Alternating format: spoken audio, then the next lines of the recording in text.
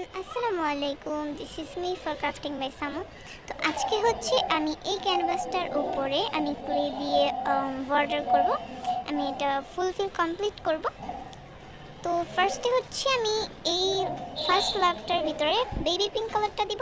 দেন হচ্ছে যেটা একটু গাঢ় কালার ওইটা হচ্ছে আমি এরপরের সেটগুলোতে দিব। তো ফার্স্টে আমি বেবি পিঙ্ক কালারটা মাঝখানে দিয়ে নিচ্ছি, আই মিন ফার্স্ট লাভটাই আমি দিয়ে নিচ্ছি। তো আমি এটা হচ্ছে একটা ভিডিও দেখে করলাম। এটা আমি আগে থেকেই করতাম, বাট টাইম ছিল না। আজকে আমার ফাইনালি এক্সাম শেষ হয়েছে অ্যান্ড স্কুলও বন্ধ দিয়েছে, যার কারণে এখন অনেক ভিডিও দিব। তো তোমরা আমার আইডি থেকে যারা যারা নিজের পছন্দ মতো জিনিসপত্র অর্ডার করতে চাও তাড়াতাড়ি অর্ডার করে ফেলো, ঈদের অফার চলছে।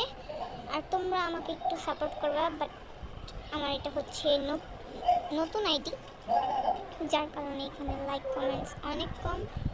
তো যার কারণে এখানে হচ্ছে আমি অনেক কম ভিউজ, দেন কম লাইকস অ্যান্ড ফলোয়ার্স অনেক কম। দেখো এখানে হচ্ছে সেকেন্ডলি আমি এখানে এই গাঢ় কালারটা দিয়ে বর্ডার করে নিচ্ছি। তো এগুলো একটু সাবধানে বর্ডার করতে হবে, যাতে এগুলো হচ্ছে বাইরে চলে গেলে দেন হচ্ছে শেপটা সুন্দর আসে না, যার কারণে ক্যানভাসটা দেখতে ভালো লাগে না। আমি দেখছি এগুলো হচ্ছে কালার দিয়েও করা যায়। আমি ভাবলাম আমার কাছে ক্লে আছে, বাট কালারগুলো হচ্ছে অ্যাক্রিলিক যেই কালারগুলো ওগুলো হচ্ছে আমার কাছ থেকে মানে একটু একটু মানে সবগুলো শুকিয়ে গেছে, তাই হচ্ছে আমি অ্যাক্রিলিক কালার দিয়ে করি নাই। আর অ্যাক্রিলিক কালারে হচ্ছে আমার এই কালারগুলো নাই, মানে বেবি পিঙ্ক পিঙ্ক কালার এগুলো ইউজ করে শেষ হয়ে গেছে, যার কারণে আমি ক্লে দিয়ে করলাম।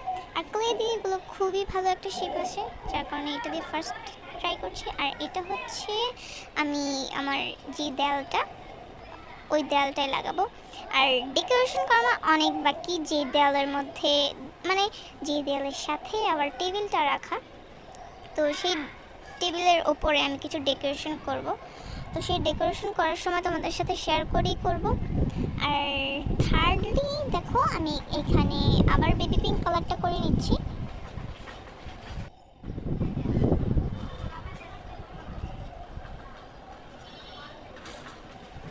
আর তোমরা আমাকে বেশি বেশি সাপোর্ট করবা, আমাকে সাপোর্ট করলে আমি অনেক আগে যেতে পারবো। আর যারা যারা অর্ডার করতে চাও তাড়াতাড়ি ইনবক্স করে ফেলো, আমার ইনবক্স অলরেডি খোলা আছে। আর খোলা না থাকলেও কমেন্ট বক্সে জানিয়ে দিবা।